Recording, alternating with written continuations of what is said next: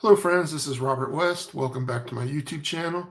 The topic of this video is Trump agrees to send, or I should say resume sending weapons to Ukraine for defensive purposes. Before we start, I do want to thank all the new viewers to the channel. I really appreciate that. If you haven't subscribed yet, please consider doing so. It's free of charge. If you're enjoying the content, please give us that thumbs up.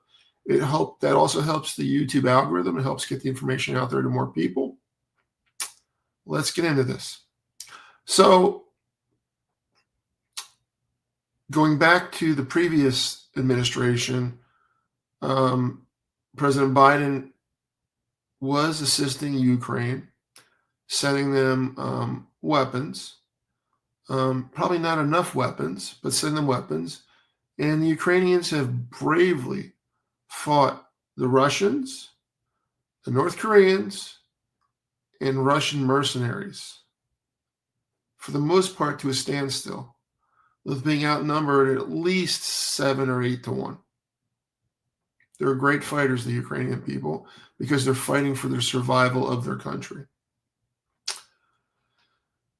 Trump gets in office, and he seems to take the position early on that it was Ukraine's behavior that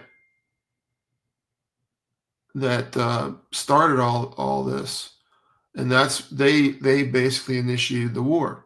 Why? Because eventually they wanted to become part of the European Union and even possibly NATO.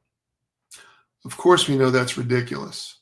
There's lots of countries near Russia that are part of the European Union and NATO. They haven't attacked Russia.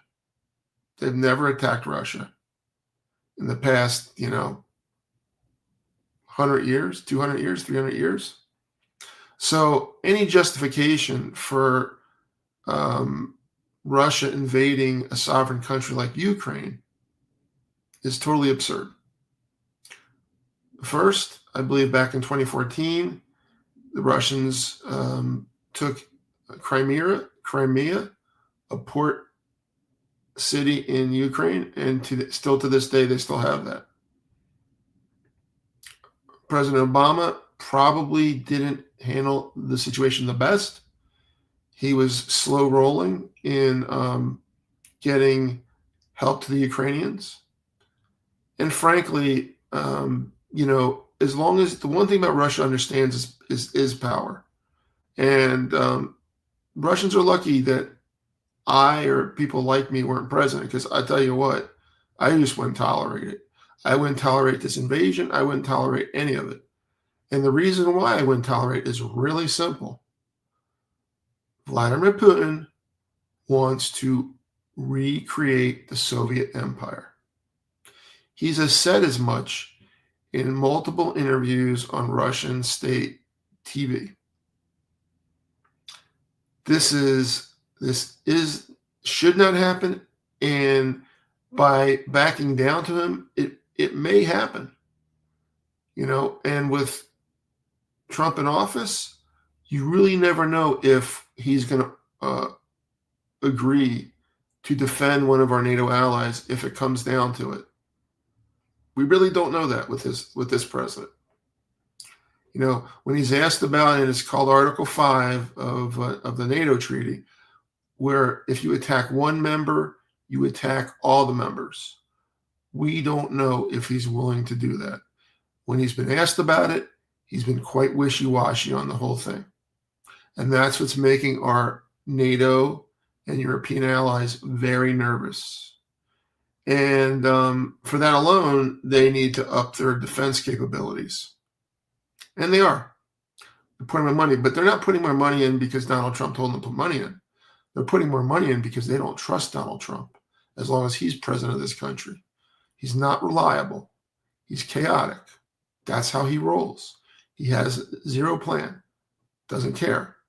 But the blueprint he's following is this Project 2025 that many of us warned people about prior to the 2024 election. And many people said, oh, that's crazy. He's not going to do that. Guess what? He's doing it. He claimed he didn't know anything about it. Obviously, that was a lie. He knows everything about it. He may not remember it all the time, but he knew everything about it. So fast forward, he's had several calls to Vladimir Putin, and he just is realizing maybe, just maybe, that Putin is a master of deception. He's polite. He flatters Trump a lot. But guess what? He never agrees to anything. In fact, since Trump has taken office, he's stepped up the attacks on the Ukraine. And Trump has cut support for Ukraine. Many of his base followers don't get it. They really don't get it because they think America first is screwing everybody else at the expense. Now, we have treaties to protect countries, just like we have a treaty that protects us if we're attacked. And guess what? The treaty is only good if the people who signed it honor it. And if we allow Ukraine to be taken so easily, and they come for Poland, and they come for any other NATO country, eventually we will have to get involved. American troops will have to be on the ground. And that's a big problem. But the MAGA side of this is screw all our allies. We don't need anybody else. Yeah, you can't even function. The country can't even function properly without even migrant laborers. They're built into this society for years and years and years and years. Probably at least 60, 70 years they've been built into society. And as you're finding out, shortages will start to happen. When 0% of the migrant workers show up on farms, that means that if you get 20 or 30% of the crop harvested, you'll be lucky. California, 70% aren't showing up, directly related to these raids. So these people, other than being really, really dumb, they see a tiny little picture 1 inch in front of their face and they see nothing else. They don't see the big picture, So Trump finally says he's getting frustrated. With him, you never know if he's putting on a show or not. You just never know. And like I said, I would watch what he does because everything he says has to be verified as to what his actions are. Now, here's what we learned. We learned the Secretary of Defense, Whiskey Pete, decided that he was going to stop shipments to the Ukraine, weapon shipments, because he was concerned that the U.S. wouldn't have enough munitions for their own self. If you believe Donald Trump, he never gave that order. He never knew anything about it. And we do know that sometimes in the past, he has said he doesn't know anything about something when he knows exactly what's going on. So we don't know if that's true or untrue. But weapon shipments stopped. And now he said that he's going to resume some defensive systems, Patriot missiles, things like that for their defense, because too many people are dying. Well, of course they are. But here's the thing. If Ukraine was heavily armored up like they need to be, and you put economic sanctions on Russia, which were working beautifully before, and it was really starting to hurt them. If you did that, Russia may have to come to the negotiating table and start negotiating. Instead of right now, they're not negotiating anything. They don't want to negotiate. They just want to keep consuming territory. Vladimir Putin doesn't care how many Russians, North Koreans, or mercenaries it costs, because he believes his role as leader of Russia is in the balance of him winning this war, so to speak. That's what he believes. No people around him basically say the same thing. So, in fact, people have said that with enough aid, possibly his government could collapse and people will lose confidence in him. Because right now, Russian people, they don't get any free press at all, and they believe everything that Putin says for the most part. But keep in mind, there is no justification for attacking Ukraine. None.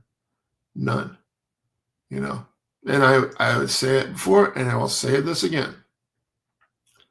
Ukraine, when they split from the Soviet Union and became an independent country, again, they gave up their nuclear weapons. That was a mistake. That if they had those weapons today and was able to maintain them, update them, etc., that would have been a very strong deterrent against Russia. Very strong deterrent. People don't know this, but we, as the United States, we're a party to that. We agreed to defend them. Are we defending them? No, we are not. Another agreement the U.S. government breached. America has breached just about every agreement we ever made with anyone. It can start with slaves, it can go to Native Americans, it can go to all these different things. We just don't usually honor our agreements when it's convenient to do something else. That's why countries should be very wary about entering into agreements with the United States. We don't follow them. Modern example, Trump, during his first term, didn't like NAFTA. So he renegotiates it, calls it the USMCA, Mexico-Canada Agreement, with Canada and Mexico. It's all agreed to, signed. Now he comes in office again, 4 years later. He wants to break these agreements again. He was the one that negotiated it. This shows you that there's something very, very wrong with this guy. His mental process is not right. And again, just like with Biden previously, his administration is pretending there's nothing there. There's something there. There's something there.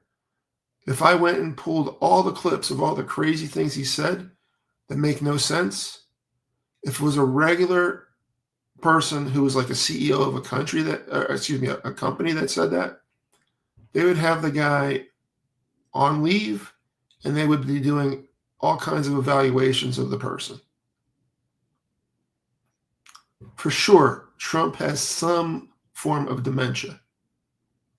I can't diagnose him specifically, but he forgets the lies he told the day before sometimes. So he's got some dementia. His policy is chaotic. He's winging it. This is the problem. You can't wing it. You need smart people, thoughtful people who try to think 3, 4, 5 steps ahead. He doesn't work that way.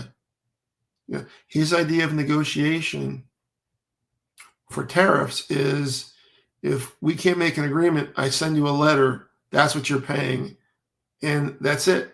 Well, they're not paying it. This is the point. Him and that idiot, Peter Navarro, keep saying, tariffs are great, they're this, they're that. He's just taxing Americans and people who live here more, or people who are visiting here more. That's what he's doing with tariffs.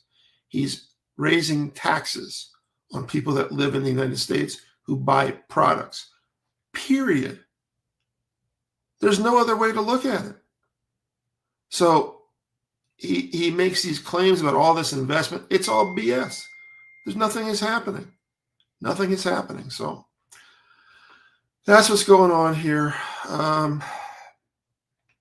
It's kind of sad, but that's what's going on. So I'm going to end it here. But overall, Ukraine are getting some defensive weapons that they need. And for the sake of future conflicts, we should pump some more money into it. Europeans are pumping more money into it. but they don't have the capacity that we do. In the next couple of years, their capacity will be building, especially England and France. Their capacity will be built. They're putting more money in. But like I said, it's not really because it's not because Trump said we need to, increase our NATO preparedness spending, because they don't believe that Trump would protect them if they're attacked, and they need to be able to handle it themselves. So I hope Ukraine gets the aid they need. Russia, if they had any respect as a country, would pull out, leave Ukraine, return Crimea to the Ukraine, which was theirs, and then we have to start rebuilding Ukraine because it's in bad shape. There's a lot of damage, and right now Putin is attacking lots of civilian targets. He claims he isn't. He actually is. So fingers crossed for the Ukraine. Hopefully Trump has had a fundamental shift in his thinking, but I seriously doubt it. But any weapons the Ukraine can get, they can be helpful. All right, friends, that's it for this one. If you're enjoying our content, please give us a thumbs up. If you haven't subscribed yet, please do so. It is free of charge. Helps the channel grow, get the information out there. Have a good one, guys. We'll see you in the next video.